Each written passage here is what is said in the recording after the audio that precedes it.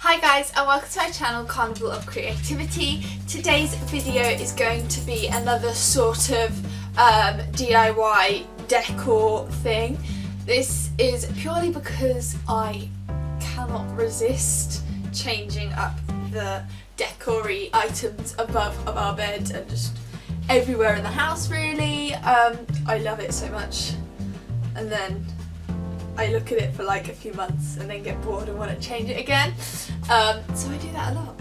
If you haven't watched my channel before, please make sure to subscribe if you like this video. I'm really happy with how they turned out. I think they look really cool, and they're actually like genuine tea chest sides as well, so that's doubly cool. Obviously you can just make them if you don't have a tea chest, but yeah, let's hop right in. So to start off with, I grabbed the sides of my tea chest. I already had these from back when I did the sort of ottoman out of the tea chests, but we since removed that. So all you want to do is pry off any extra wooden pieces off of your flat sides of your tea chest and knock out any of your remaining nails like I am doing here, so that you are left with a nice flat board.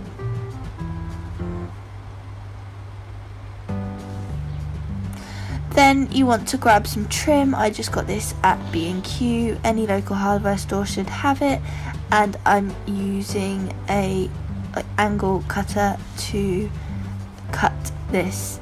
I think it's called a mitre block. I did this for both of my pieces, painted this a few times, and then glued it all together with some wood adhesive and pegged it in place whilst it dried before going in and marking out where I wanted each one. I marked them so they were centered to the bed, so I measured the middle of the bed, then measured up how far I wanted, measured the gap between them, and then measured out for each one. And to hang these, I screwed some paper clips onto the back in the little half of the paper clip, so that the bigger loop on the paper clip could bend out slightly and hook over the screws.